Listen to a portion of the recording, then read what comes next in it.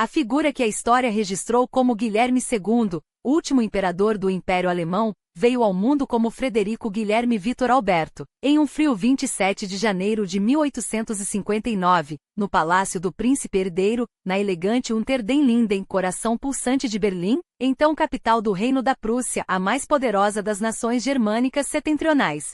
Seu nascimento ocorreu em um momento de transição. Seu pai, o príncipe Frederico Guilherme, ocupava a segunda posição na linha sucessória prussiana, enquanto seu bisavô, o rei Frederico Guilherme IV, embora ainda no trono, encontrava-se debilitado por uma série de derrames desde 1857, reduzido a uma sombra de si mesmo após 1858. Na prática, quem governava era seu avô, o então príncipe Guilherme, que assumiria oficialmente a coroa em 1861, transformando o pai de Frederico no herdeiro direto e o pequeno príncipe, com apenas 2 anos, no segundo na linha de sucessão. Sua mãe, Vitória, era nada menos que a filha primogênita da rainha Vitória da Grã-Bretanha, o que fazia de Frederico não apenas um príncipe prussiano, mas também neto da mais poderosa monarca europeia da época e primo em primeiro grau dos futuros reis britânicos. O casal real teria outros filhos, alguns dos quais faleceriam prematuramente, mas Frederico permaneceu como herdeiro e sua irmã Sofia, nascida em 1870,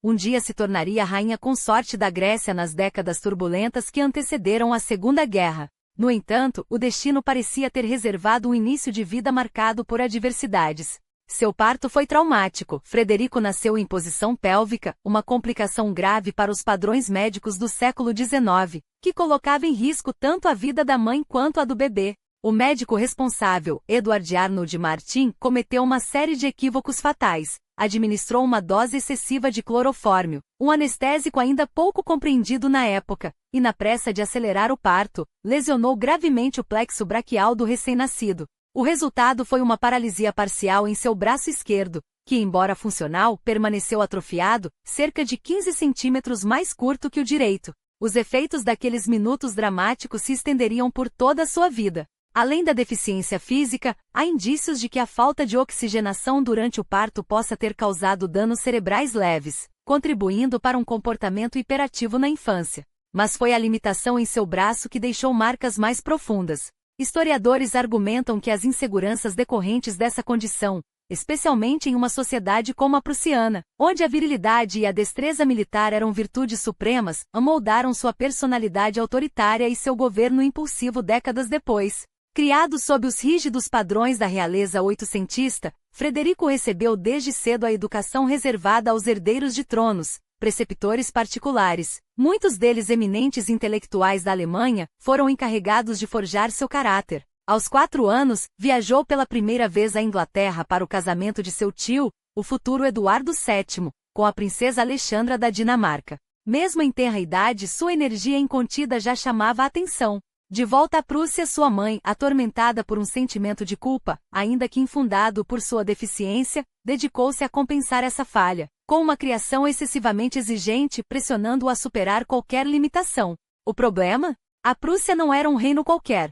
Era uma nação forjada pela guerra, cujo exército, durante séculos, havia sido considerado o mais disciplinado e temido da Europa. Em uma sociedade onde a habilidade com armas e a equitação eram símbolos de status, um príncipe com dificuldades para empunhar uma espada ou montar a cavalo estava fadado a desenvolver complexos que o acompanhariam pela vida inteira.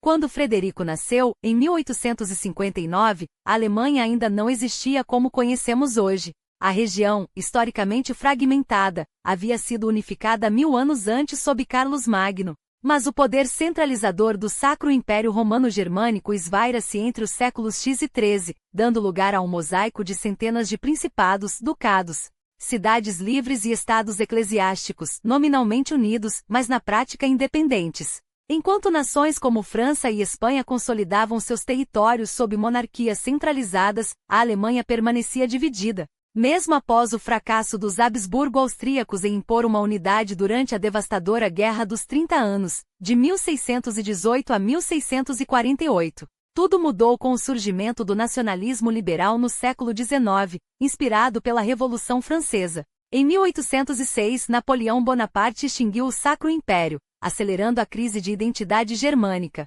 No vácuo deixado por sua queda, duas potências emergiram como líderes naturais, a Prússia, ao norte, e a Áustria, ao sul. A questão era se elas conseguiriam se unir às demais nações germânicas, como Baviera, Saxonia, Baden e Mecklemburgo, para formar um estado unificado, ou se disputariam a hegemonia à custa da fragmentação. A resposta veio pelas mãos de um nobre prussiano de personalidade tão complexa quanto genial, Otto von Bismarck. Na juventude, um aristocrata boêmio e bebedor, Bismarck revelou-se um estrategista brilhante ao assumir, em 1862, os cargos de ministro-presidente e chanceler da Prússia, nomeado pelo avô de Frederico, Guilherme I. Em poucas semanas proferiu um discurso que ficaria para a história. A unificação alemã não viria por meio de discursos ou negociações, mas pelo sangue e pelo ferro. Palavras que logo se transformariam em ação.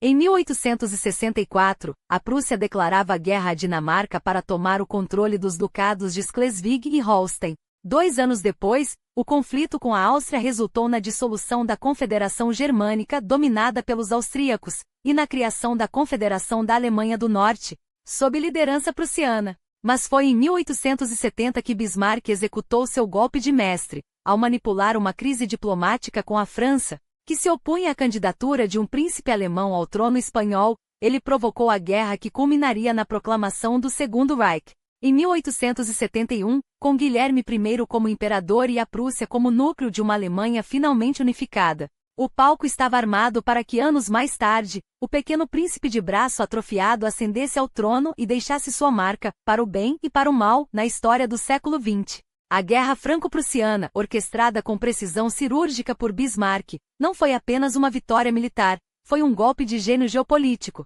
Em poucas semanas, as tropas prussianas e seus aliados dos estados germânicos menores esmagaram a resistência francesa, demonstrando uma eficiência que chocou a Europa. Mas o verdadeiro triunfo não veio nos campos de batalha, e sim no Salão dos Espelhos do Palácio de Versalhes, onde em 18 de janeiro de 1871, os príncipes alemães foram compelidos a ajoelhar-se perante Guilherme I. Ali, entre os ecos da humilhação francesa, nascia o Império Alemão, uma nação forjada não pela vontade popular, mas pela astúcia de um único homem. A Áustria, deliberadamente excluída, assistia de longe ao nascimento de um rival que, em poucas décadas, superaria até mesmo seu próprio legado. E a Prússia, agora núcleo desse gigante, consolidava seu domínio sobre um território que até então era apenas um mosaico de reinados e ducados desunidos. O equilíbrio europeu tremia. De uma hora para outra, a Alemanha emergia como uma potência capaz de desafiar britânicos e russos, redefinindo as regras do jogo continental. Mas enquanto os diplomatas de Londres e São Petersburgo calculavam os riscos dessa nova ordem, um jovem príncipe em Berlim mal percebia a magnitude daquilo que seu avô havia conquistado. Guilherme, então com pouco mais de 10 anos, observava as mudanças na corte com uma mistura de fascínio e indiferença juvenil. O título de Kaiser soava mais imponente que o de rei, mas para ele, a verdadeira transformação ainda estava por vir. Sua educação, no entanto, foi meticulosamente planejada para moldar não apenas um herdeiro, mas um líder. Primeiro em Kassel, no prestigioso Friedrichsgymnasium, mesma instituição que formara os irmãos Grimm décadas antes, onde absorveu os fundamentos do pensamento germânico. Depois em Bonn, onde estudou direito e ciência política, revelando uma inteligência aguda, embora já então marcada por uma teimosia que inquietava seus tutores. Mas foi no quartel de Potsdam, entre as fileiras do 1º Regimento de Guardas a Pé, que sua identidade se cristalizou. Ali, sob a disciplina prussiana, o jovem príncipe buscava não apenas cumprir um protocolo, mas emular a glória militar do pai, o herói de Königgrätz Sedan, cujo nome ainda ressoava nos relatórios de batalha. Vestir o uniforme não era um mero ritual, era uma declaração. Ele seria, acima de tudo, um soldado da Prússia. Casou-se em 1881 com Augusta Vitória de Schleswig-Holstein, uma união arranjada que, contra as expectativas, floresceu em uma parceria genuína. Em menos de uma década, 7 filhos nasceram desse casamento, 6 meninos e uma menina, Vitória, batizada em homenagem a uma linhagem de rainhas. A família, numerosa e saudável, parecia o retrato da estabilidade. Mas por trás dessa fachada, o futuro Kaiser já exibia as contradições que definiriam seu reinado. Um homem brilhante mas impulsivo, imaginativo, mas incapaz de ouvir conselhos, seguro de si na superfície, mas corroído por uma insegurança que o levava a provar, a todo custo, seu valor. Essas fissuras em seu caráter não eram meros defeitos pessoais, eram bombas relógio plantadas no coração do império. Enquanto isso, Bismarck, o arquiteto da unificação, governava com mão de ferro. Nos anos 1870, aliou-se aos liberais para esmagar a influência católica no Sul. Na década seguinte, apesar de seu desprezo pelo socialismo, implementou reformas trabalhistas tão avançadas que desarmaram a esquerda radical antes que ela ganhasse força. Era um mestre em equilibrar forças díspares, um estrategista que transformava inimigos em peões. Mas em 1885, ao completar 70 anos, o chanceler de ferro já não era o mesmo. A idade pesava e sua genialidade, que por tanto tempo fora a solução, agora se tornava o problema. Porque quando ele partisse, e sua partida era inevitável, quem poderia conter as tensões de um império recém-nascido, onde prussianos, bávaros, saxões e hanseáticos ainda se encaram com desconfiança? E mais, quem poderia frear as ambições de um jovem Kaiser que, ao contrário de seu avô, não tinha paciência para delegar poder? A resposta veio em 1888, o ano dos 13 imperadores. Em março, Guilherme I, o velho guerreiro que unificara a Alemanha, morreu aos 90 anos. Seu sucessor, Frederico III, tinha apenas 56 anos, em outra época, poderia ter reinado por décadas. Mas o destino, ou a ironia cruel da história lhe reservaram um reinado de 99 dias. Um câncer na laringe, diagnosticado tarde demais, o consumiu em questão de semanas. Quando faleceu, em 15 de junho, o trono passou para Guilherme II, então com 29 anos, jovem demais para a prudência, velho demais para ser contido. A princípio, Bismarck permaneceu no cargo, mas a convivência era insustentável. O novo Kaiser não queria um chanceler, e sim um executor. Não buscava conselhos, mas obediência. Enquanto o velho estadista pregava uma política externa cautelosa, mantendo a Grã-Bretanha como aliada distante e evitando provocar o medo de uma hegemonia alemã, Guilherme via nisso covardia. Para ele, a Alemanha não deveria se esconder, deveria dominar. As discussões no Conselho Imperial se tornaram campos de batalha verbais, com o Kaiser interrompendo Bismarck com crescente desdém. Em março de 1890, o inevitável aconteceu. O chanceler de ferro, que por décadas havia sido a própria encarnação do poder prussiano, foi demitido. Bismarck retirou-se para suas propriedades, onde passaria os últimos anos ditando memórias e assistindo de longe ao desmoronamento do sistema que tão cuidadosamente construíra. Quanto a Guilherme, agora livre das amarras do passado, preparava-se para governar sozinho, e o mundo logo sentiria as consequências. A história não pouparia Guilherme II. Os cronistas de sua época e os historiadores que vieram depois, pintariam um novo Kaiser com as cores mais sombrias possíveis, e não sem razão. Ele jamais encontraria um chanceler à altura do homem que demitira em 1890. Excluindo-se os efêmeros titulares de guerra que ocuparam o cargo entre 1917 e 1918, apenas 4 homens receberam a confiança de Guilherme para liderar o governo nos anos seguintes. Cada um deles, à sua maneira, provaria que o gênio de Bismarck era irreplaciável. O primeiro foi Léo von Caprivi, um militar disciplinado que assumiu em 1890 com a missão de apaziguar as tensões internas. Em 4 anos, logrou irritar quase todos. Os Junkers prussianos, afluentes e conservadores, viram com horror suas concessões aos socialistas e aos católicos. Os industriais, por sua vez, frustravam-se com as oscilações de sua política comercial. O pior crime de Caprivi, porém, foi romper o Tratado de Resseguro com a Rússia, um golpe estratégico que isolaria a Alemanha e a empurraria, anos depois, para os braços de um sistema de alianças cada vez mais perigoso. Enquanto isso, o Kaiser observava, impaciente, enquanto seu império se expandia em colônias distantes, mas se desunia em casa. Sucedeu-lhe Chlodwig o Eloy Lingsfürst, um príncipe de maneiras aristocráticas que governou de 1894 a 1900 sem jamais dominar a cena. Seu reinado foi marcado pela mesma incapacidade de equilibrar as forças internas que Bismarck havia dominado com mestria. A Alemanha, sob sua gestão, parecia um navio sem leme. Os Junkers recuperavam privilégios, os socialistas ganhavam espaço e as tensões sociais, antes contidas pela mão firme do chanceler de ferro, começavam a ferver. Mas foi Bernhard von Bülow no poder de 1900 a 1909, quem infligiria os danos mais duradouros. Homem de inteligência afiada e ambição desmedida, Bülow alimentou a política mundial, Weltpolitik, de Guilherme com um fervor que beirava a temeridade. Sob sua batuta, a Alemanha mergulhou em uma corrida naval com a Grã-Bretanha, desafiou a França no Marrocos e provocou a Rússia nos Balcãs.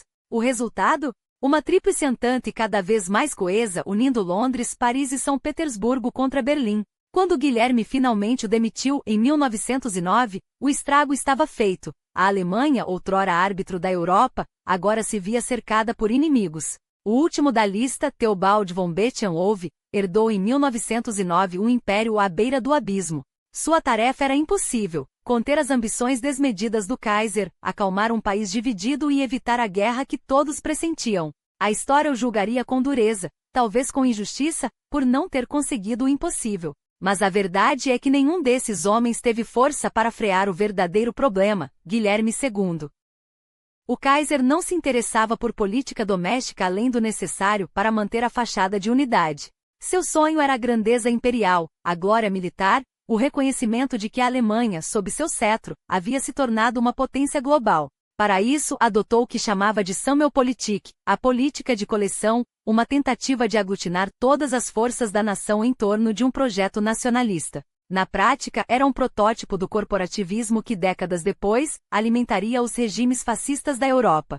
Socialistas recebiam migalhas de reformas, os Junkers mantinham seu domínio sobre o campo, os industriais ganhavam protecionismo, e os católicos concessões simbólicas.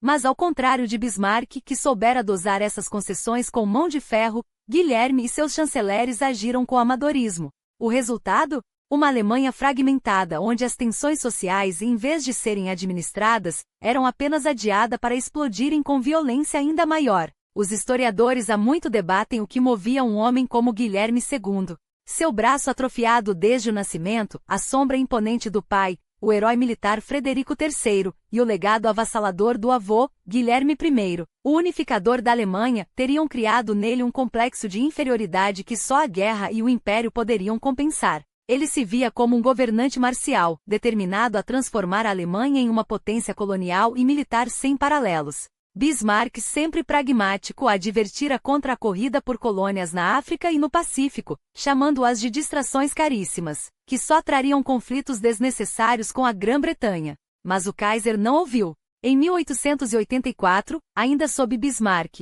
entusiastas do imperialismo alemão já haviam começado a adquirir territórios na África e no Pacífico por conta própria. Guilherme, ao assumir, acelerou esse processo. Em poucas décadas, a Alemanha acumulou um império colonial que incluía a África Oriental Alemã, atual Tanzânia, Ruanda e Burundi, a África Sudoeste Alemã, Namíbia, Camarões, partes da Nova Guiné e das Ilhas Salomão. Mas como Bismarck previra, essas conquistas não trouxeram riqueza nem estabilidade, apenas conflitos. As tensões com a França e a Grã-Bretanha se agravaram e nas colônias, a brutalidade do domínio alemão plantaria as sementes de futuras tragédias, incluindo o primeiro genocídio do século XX. As visões raciais de Guilherme, embora não fossem excepcionais para sua época, revelavam a mentalidade que guiava sua política externa. Ele acreditava piamente na superioridade da raça branca protestante, uma convicção compartilhada pelas elites europeias, mas que em suas mãos, ganhava contornos particularmente agressivos. Em uma entrevista infame declarou sem rodeios: "O futuro pertence à raça branca. Não tenham dúvidas, pertence ao anglo-saxão, ao homem do norte da Europa, à pátria do germânico. Não pertence ao amarelo, nem ao negro, nem ao oliváceo. Pertence ao homem de pele clara, ao cristianismo, ao protestantismo." Palavras como essas não eram incomuns nos salões do poder europeu, mas, vindas do líder da Alemanha, soavam como um aviso. E em 1900, quando a rebelião dos Boxers irrompeu na China, Guilherme não hesitou em transformar retórica em ação. Ao enviar tropas para esmagar o Levante, proferiu um discurso que ficaria conhecido como o Discurso dos Hunos,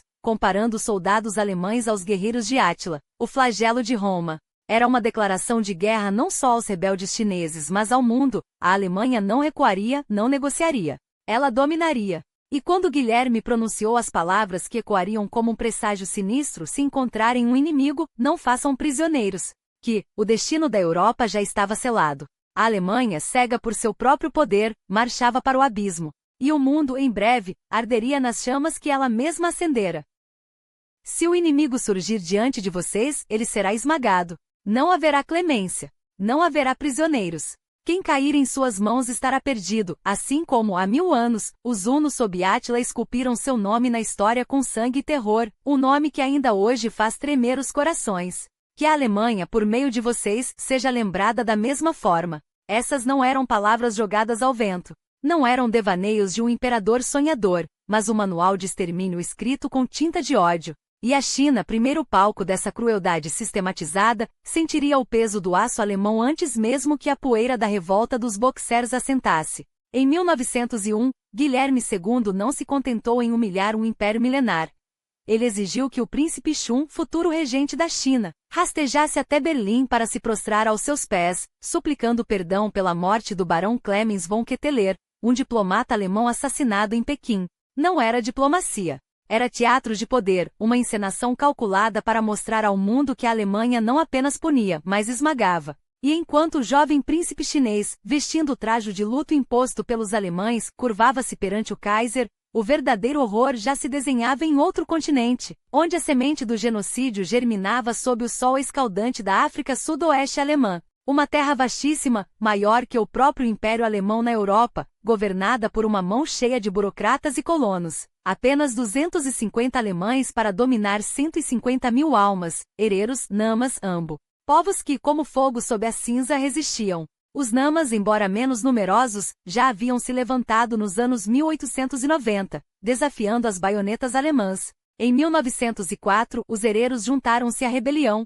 e foi então que o governador Lothar von Trotha, um homem cuja alma parecia forjada no mesmo cadinho de brutalidade que temperara as palavras do Kaiser, deu início ao primeiro genocídio do século XX. Não houve batalha. Houve caçada. Von Trotha expulsou homens, mulheres e crianças para o deserto de Omaek, onde a sede e o sol fariam o trabalho que as balas poupariam. Bloqueou poços, envenenou fontes, transformou a terra em um túmulo a céu aberto. Entre 25.000 e 70.000 hereros pereceram. Dos namas restaram menos de 10.000, e enquanto os corpos apodreciam sob o sol africano, Guilherme II, longe de condenar, aplaudiu. Suas palavras sobre os hunos modernos ecoavam nos relatórios de Von Trotha, onde os africanos eram descritos como bestas sub-humanos, um estorvo a ser varrido da face da terra. Não era retórica. Era ensaio. Um prelúdio sombrio para o discurso de superioridade ariana que, décadas depois, transformaria a Europa em um matadouro. E enquanto o Kaiser assinava decretos e discursava sobre destinos manifestos, seu próprio destino começava a desmoronar, não pelas mãos de um exército inimigo, mas pela traição de sua própria mente. Em 6 de março de 1901, nas ruas de Bremen, um louco atirou uma placa de ferro em seu rosto. O objeto cortou-lhe a pele, deixando uma cicatriz de quase 4 centímetros, um lembrete grotesco de quão frágil era o homem por trás do trono. Em uma era onde imperadores caíam sob bombas e punhais, como Alexandre II da Rússia, dilacerado por extremistas em 1881, o incidente abalou Guilherme. Não foi um atentado, mas poderia ter sido. E a paranoia, uma vez plantada, jamais o abandonaria. Pior viria nos anos seguintes. Entre 1907 e 1909, o Kaiser tornou-se o centro de 2 escândalos que o arrastariam para o abismo psicológico. O primeiro foi a entrevista bombástica concedida ao coronel britânico Edward James Stuart Wortley, publicada no Daily Telegraph em outubro de 1908. Ali sem filtro, Guilherme chamava os ingleses de loucos como lebres de março, acusava França e Rússia de conspirarem para arrastar a Alemanha à Guerra dos Boeres e, em um desvario imperdoável, sugeria que a frota alemã era uma ameaça direta à supremacia naval britânica. O artigo, sensacionalista e mal revisado pelo governo alemão, detonou uma crise diplomática. A Grã-Bretanha, já desconfiada, viu ali a confirmação de seus piores temores. A Alemanha não queria igualdade. Queria domínio. Mas o verdadeiro golpe veio de dentro. 2 anos antes, em 1907, explodira o caso Eulenburg. Philips Eulenburg, o amigo mais próximo do Kaiser, seu confidente desde 1886, foi acusado de manter relações homossexuais com o general Kuno von Moltke. Em uma sociedade onde a homossexualidade era crime, onde o próprio Código Penal alemão de 1871 criminalizava atos contra a natureza, o escândalo foi devastador. Julgamentos se multiplicaram. Rumores envenenaram a corte. E então, em novembro de 1908, o secretário militar Dietrich von Hussein-Zeller morreu de um ataque cardíaco, enquanto dançava balé vestido de tutu rosa para uma plateia de nobres em uma caçada na Floresta Negra. A ironia era cruel demais. O homem que pregava a virilidade ariana, que sonhava com impérios forjados no sangue, via seu círculo íntimo desmoronar sob acusações de degeneração. Para Guilherme, cujo próprio desejo reprimido, hoje, historiadores concordam que ele lutava contra uma homossexualidade latente em uma era de puritanismo brutal, a hipocrisia era insuportável. O Daily Telegraph, o caso Eulenburg, a morte grotesca de Hussein, tudo se acumulou até que, por volta de 1909, o Kaiser sofreu um colapso nervoso. Nunca mais seria o mesmo. E enquanto sua mente se fragmentava, a máquina de guerra que ele mesmo havia posto em movimento continuava a girar. Desde os anos 1890, o almirante Alfred von Tirpitz sussurrava em seus ouvidos: uma frota poderosa é o único caminho para a grandeza. Guilherme ouviu. E a Alemanha, que em 1900 construía 3 encouraçados por ano, agora acelerava para 4, depois de a Grã-Bretanha lançar o Dreadnought, um navio tão revolucionário que tornava todas as frotas existentes obsoletas. A corrida armamentista, antes um murmúrio nos bastidores da diplomacia, agora estampava as manchetes. França e Grã-Bretanha, outrora rivais, assinaram a Entente Cordiale em 1904, unidas pelo medo de um único nome, Alemanha. O Kaiser sonhara com um império onde o sol nunca se punha, mas ao invés de glória semeou o vento, e a tempestade que viria não pouparia nem mesmo ele. E enquanto a Alemanha se aproximava da Rússia em um abraço diplomático perigoso, o Kaiser provava que não herdara a astúcia de Bismarck, o homem que, com mão de ferro e cálculo frio, mantivera a Europa em equilíbrio por décadas. O chanceler de ferro jamais teria permitido que seu país desperdiçasse sangue e ouro em uma corrida naval fadada ao fracasso. Os números não mentiam. Em 1914, quando a guerra finalmente irrompeu, a Royal Navy ainda esmagava a Kaiserliche Marine em uma proporção de quase 2-1 encouraçados, sem falar na superioridade esmagadora em cruzadores, destruidores e, acima de tudo, na experiência de séculos dominando os mares. A Alemanha jamais poderia superar a Grã-Bretanha no oceano, e o único legado dessa obsessão foi transformar Londres, que outrora via Berlim com desconfiança distante, em uma inimiga jurada. Pior ainda, enquanto o Kaiser sonhava com uma frota que nunca seria, ignorava o verdadeiro trunfo do Império Alemão, o exército mais letal do continente. Uma máquina de guerra forjada por Moltke e aprimorada por Schlieffen. Se a Alemanha tivesse concentrado seus recursos em consolidar sua hegemonia na Europa Central, em vez de provocar a Grã-Bretanha com navios que nunca igualariam os dela, a história poderia ter tomado outro rumo. Mas a arrogância de Guilherme II não conhecia limites. E enquanto ele brincava de almirante, os verdadeiros jogos de poder se desenrolavam em terra, onde cada movimento seu só servia para isolar a Alemanha ainda mais. O Marrocos foi o palco seguinte dessa diplomacia desastrosa. Um dos últimos cantos da África ainda não devorado pelas potências europeias, a região era cobiçada pela França, que já dominava a Argélia e grande parte do noroeste africano. Mas o Kaiser, em um gesto de puro teatro político, desembarcou em Tanger em março de 1905 e, com pompa imperial, declarou seu apoio à independência marroquina, um tapa na cara de Paris. O que deveria ser um blefe virou crise. A Conferência de Algeciras confirmou a soberania formal do Marrocos, mas também selou a reputação de Guilherme II como o enfant terrible da Europa, um provocador que não media as consequências. E quando, em 1911, a Alemanha exigiu compensações pela ocupação francesa do Marrocos, enviando o canhoneiro Panther a Agadir em um gesto de intimidação barata, o único resultado concreto foi empurrar a Grã-Bretanha, outrora rival da França e da Rússia, para os braços de uma aliança que mudaria o destino do mundo. A Entente Cordiale se transformou na Triple Entente, um bloco muito mais poderoso do que a frágil aliança teuto-austríaca. E tudo porque o Kaiser, em sua cegueira, acreditou que poderia jogar com as grandes potências como se fossem peões em seu tabuleiro pessoal. Mas a história não perdoa amadores. Quando a guerra finalmente estourou, não foi por causa de um plano cuidadosamente orquestrado por Berlim, mas por um tiro em Sarajevo, um evento que, em outras mãos, poderia ter sido contido. Em 28 de junho de 1914, o arquiduque Francisco Ferdinando, herdeiro do trono austro-húngaro, foi assassinado por um nacionalista sérvio. Um crime hediondo sem dúvida, mas que em si não justificava um conflito continental. No entanto, Viena, com o aval explícito de Guilherme II, escolheu a via da humilhação total, um ultimato à Sérvia tão draconiano que equivalia a uma declaração de guerra disfarçada. O Kaiser, em um dos erros mais catastróficos de sua carreira, deu aos austríacos um cheque em branco, uma garantia de apoio incondicional, independentemente do que fizessem. E o que fizeram foi exigir o direito de invadir a Sérvia, violar sua soberania e caçar os supostos conspiradores como se Belgrado fosse uma província rebelde do Império. A Rússia, protetora tradicional dos eslavos, não poderia ficar de braços cruzados. E quando Moscou começou a mobilizar suas divisões, o mecanismo de alianças que o próprio Kaiser ajudara a criar entrou em ação como um relógio do apocalipse. Em questão de dias, a Europa inteira estava em chamas. Enquanto isso, onde estava Guilherme II?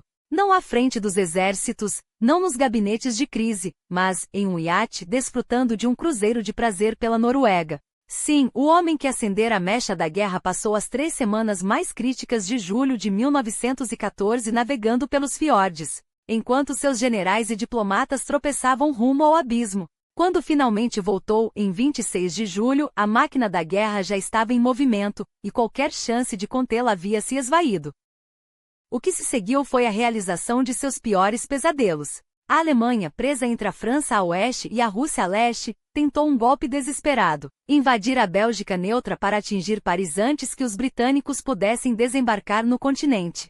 O plano Schlieffen, brilhante no papel, esbarrou na resistência inesperada dos belgas e na rapidez com que os franceses se reorganizaram. Em questão de semanas, a Blitzkrieg alemã havia falhado e as trincheiras, essas cicatrizes de lama e sangue que marcariam uma geração, começaram a ser cavadas. No leste, apesar da vitória esmagadora em Tannenberg, Berlim não tinha recursos nem vontade para esmagar a Rússia de uma vez. E assim, o conflito que deveria ser rápido virou um massacre de 4 anos. Guilherme II, que um dia sonhara com um império onde o sol não se punha, agora via seu reino afundar em um pântano de cadáveres. Seu papel no conflito, outrora central, foi sendo erodido pelos generais Hindenburg e Ludendorff, os vencedores de Tannenberg, que assumiram o controle efetivo do país a partir de 1916. O Kaiser virou uma figura decorativa, um fantoche que assinava decretos e condecorava soldados enquanto o verdadeiro poder residia no alto comando. Quando, em fevereiro de 1917, a Alemanha retomou a guerra submarina irrestrita, o ato que finalmente arrastaria os Estados Unidos para o conflito, foi mais uma decisão dos militares do que sua. Bechamp, o chanceler que tentará frear a loucura, foi demitido. E o Kaiser limitou-se a observar, cada vez mais isolado em seus palácios, enquanto o império que herdara de Bismarck desmoronava sob o peso de suas próprias escolhas. A guerra que ele ajudara a criar agora o consumia. E quando a derrota finalmente chegou, não haveria glória nem fugas heroicas, apenas o exílio humilhante e o legado de um homem que, com sua arrogância, havia transformado a Europa em um campo de batalha. E o destino, que tanto havia mimado o Kaiser em seus anos de poder, agora lhe reservava uma ironia cruel. Os mesmos navios americanos afundados por submarinos alemães, atos que ele havia aplaudido como golpes de mestre, tornaram-se o estupim que arrastou os Estados Unidos para a guerra ao lado da Inglaterra e da França.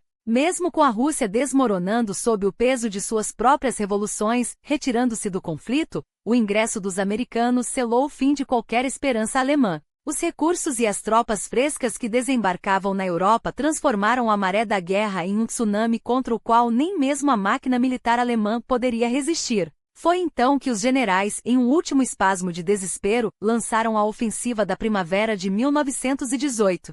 Um ataque massivo no Ocidente planejado para romper as linhas aliadas antes que a presença americana se tornasse esmagadora. Por um momento pareceu funcionar. As tropas avançaram, vilas foram tomadas, e o alto comando alemão permitiu-se sonhar com uma vitória improvável. Mas o sonho durou pouco. O ímpeto esgotou-se e as linhas aliadas se reorganizaram. E quando o outono chegou, foram os alemães que recuaram, empurrados de volta para suas próprias fronteiras. A guerra, que por anos havia sido travada em solo estrangeiro, agora batia à porta da Alemanha, e não como conquistadora, mas como uma fera faminta, prestes a devorar seu próprio criador.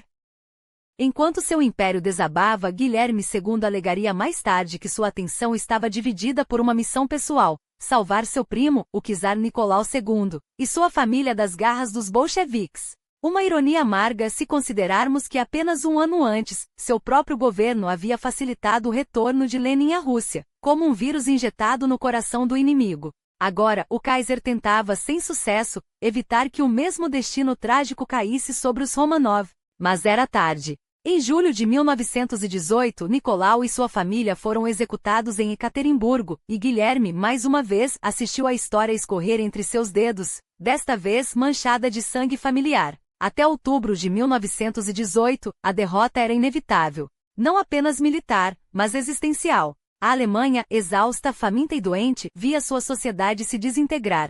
A gripe espanhola, que na verdade havia nascido em solo americano, espalhava-se como um castigo divino, ceifando vidas já debilitadas pela fome e pela guerra. As cidades fervilhavam em revoltas, inspiradas pelos levantes que haviam derrubado czares e imperadores. E então, em 3 de novembro, a faísca final. Os marinheiros de Kiel, cansados de ordens suicidas, amotinaram-se contra o alto comando. Em questão de dias, a rebelião alastrou-se como fogo em palha seca. Seus ministros, agora com o medo estampado nos rostos, foram até ele com uma verdade inconveniente. Não haveria trégua enquanto Guilherme II fosse o Kaiser. Os aliados, liderados por Wilson, haviam sido claros: a paz só viria com sua renúncia. O homem que outrora se via como escolhera de Deus para governar a Europa agora era um obstáculo, um fardo que a própria Alemanha precisava descartar para sobreviver. Derrotado, humilhado e sem alternativas, ele assinou sua abdicação em 9 de novembro, não por escolha, mas porque o império que jurara proteger já o havia expulsado. Enquanto a notícia de sua queda ecoava pela Alemanha, mergulhada no caos da Revolução, Guilherme e sua família preparavam sua fuga. O fantasma de Nicolau II, abandonado à mercê dos revolucionários, assombrava seus últimos dias no poder. Com a ajuda do governo holandês, que permanecerá neutro, um trem imperial partiu de Spa, na Bélgica, rumo ao exílio. Na estação, soldados e refugiados gritavam assassino e traidor, os mesmos epítetos que anos antes ele havia reservado para seus inimigos. Um dia depois, enquanto cruzava a fronteira, soube que o armistício havia sido assinado. A guerra que ele ajudara a inflamar estava finalmente acabada, e ele, o grande arquiteto do conflito, não estaria lá para ver seu epílogo. Os Países Baixos, sua nova prisão dourada, receberam-no com uma cortesia fria. Primeiro, um castelo emprestado, depois a mansão de Dorn, comprada com os milhões que ainda lhe restavam saqueados da Alemanha em comboios de arte, móveis e joias, enquanto seu povo morria de fome. A rainha Guilhermina, embora o tolerasse, jamais o receberia em sua corte. Os britânicos, ávidos por vê-lo julgado como criminoso de guerra, pressionaram por sua extradição, mas os holandeses resistiram. Em 28 de novembro, ele assinou um documento formalizando sua abdicação, como se o papel pudesse apagar 4 anos de ruína. Não que ele estivesse arruinado. Longe disso. Enquanto a República de Weimar nascia das cinzas do Império, Guilherme ainda possuía castelos, terras e uma fortuna que o livraria de qualquer privação material. Em Dorn dedicou-se a reescrever a história, ou pelo menos, sua versão dela. Memórias cuidadosamente editadas para pintá-lo como vítima, como um estadista incompreendido, como um homem que afinal, apenas cumprirá seu dever. Em um mundo que o culpava por tudo, talvez alguma autodefesa fosse justificável. Afinal, quem melhor do que ele para saber como a verdade pode ser moldada?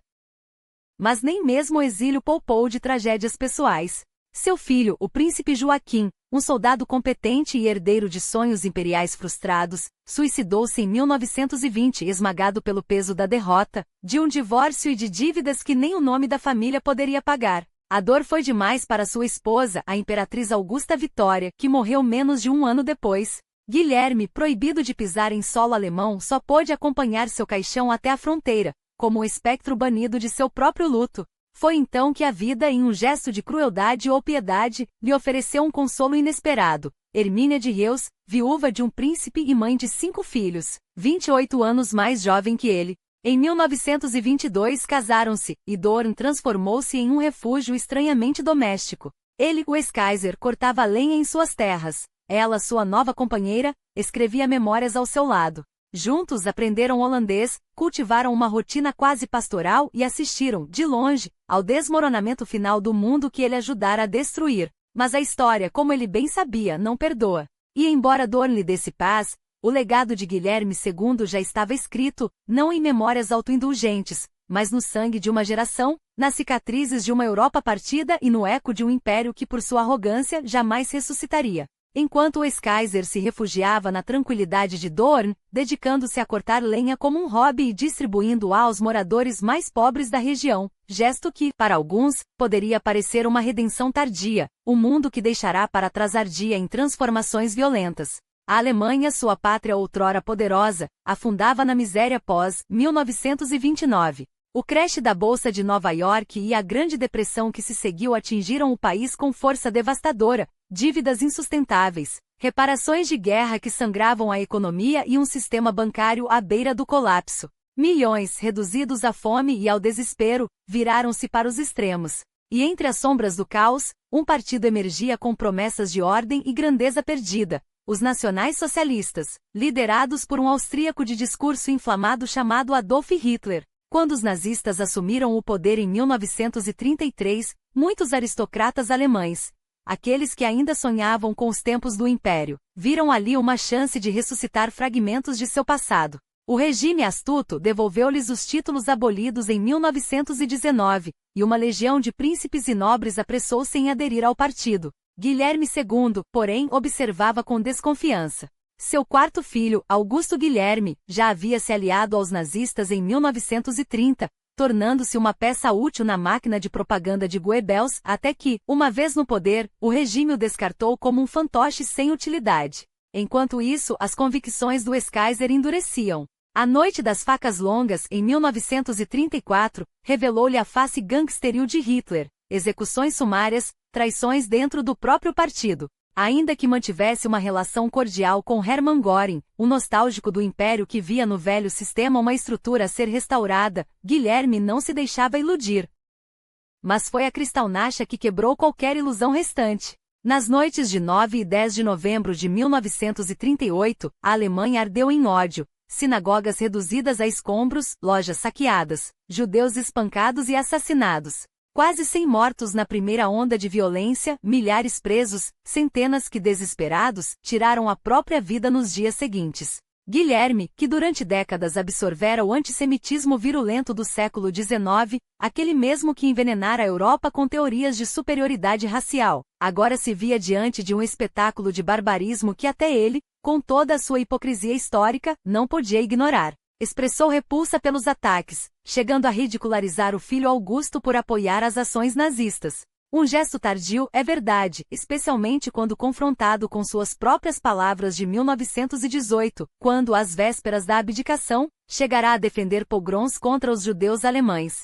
Mas a velhice talvez trouxera-lhe um vislumbre de lucidez, ou pelo menos a consciência de que o monstro que ajudara a criar agora devorava até seus próprios filhos. Quando, em maio de 1940, as divisões nazistas esmagaram a França e os Países Baixos em poucas semanas, repetindo com sucesso o plano que seus generais falharam em executar em 1914, Guilherme deve ter sentido um amargo sabor de ironia. A Blitzkrieg era a realização distorcida de seus antigos sonhos de glória militar. E agora, sob a ocupação nazista na Holanda, ele escreveu a Hitler, parabenizando-o pela vitória, enquanto lembrava, com um toque de vaidade senil, que muitos daqueles generais haviam sido formados sob seu reinado. Não era apenas orgulho, era o cálculo frio de um homem que sabia ter netos e bisnetos servindo nas fileiras da Wehrmacht. Mas o tempo lhe negaria até essa última ilusão.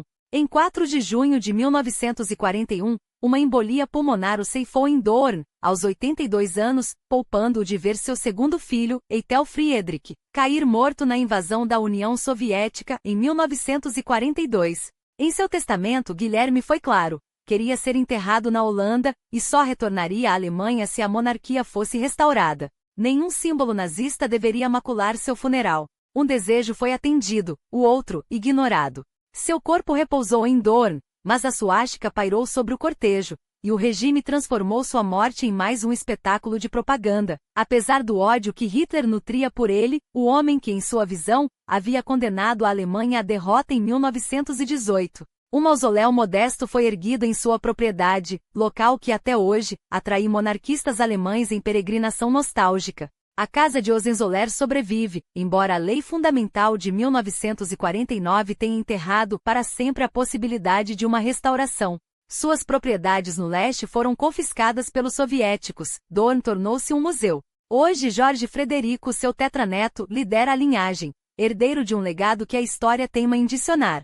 Tradicionalmente, Guilherme II foi pintado como o grande instigador da Primeira Guerra, o megalômano que empurrou a Europa para o abismo em nome de um império que nunca soube governar. Revisionistas, décadas depois, tentaram atenuar sua culpa, argumentando que a Alemanha não foi a única responsável pelo conflito. E é verdade, nenhum país carregou sozinho o peso daqueles anos de carnificina. Mas isso não absolve Guilherme. Sua combinação letal, ambição desmedida e uma inteligência muito menor do que imaginava, foi o catalisador de um desastre.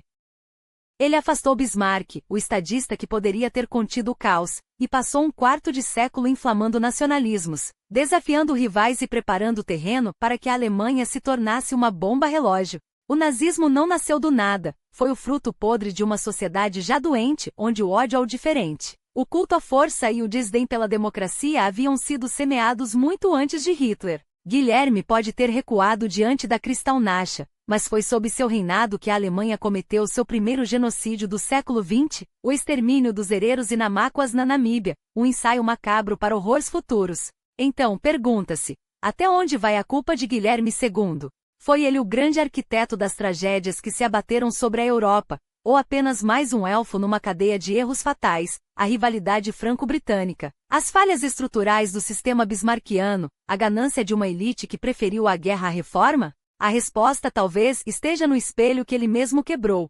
Um homem que sonhou ser um novo Frederico, o Grande, mas acabou como um fantoche de suas próprias ilusões, arrastando consigo milhões para o abismo. A história não o perdoou. E no fim, nem mesmo a paz de Dorn conseguiu apagar o sangue de suas mãos. Mas a história não se resume a julgamentos, ela exige reflexão. E é por isso que este espaço não é apenas sobre o passado, mas sobre como ele nos desafia hoje.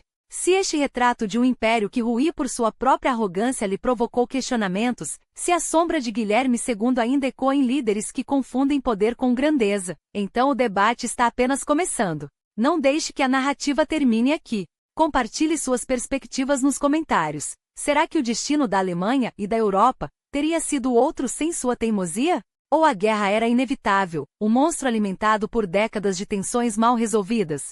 Sua voz faz parte dessa história. E se este mergulho nas entranhas do poder o deixou com sede demais, não se limite a assistir, participe. Torne-se parte de uma comunidade que vai além das telas, onde a história não é apenas contada, mas dissecada, questionada e vivida. No People Profiles, você não é apenas espectador, é um explorador. Assine agora para não perder nenhum capítulo dessa jornada. Ative o sino e garanta que o próximo perfil, a próxima revelação, chegue até você antes que o algoritmo a enterre. Mas por que parar aí?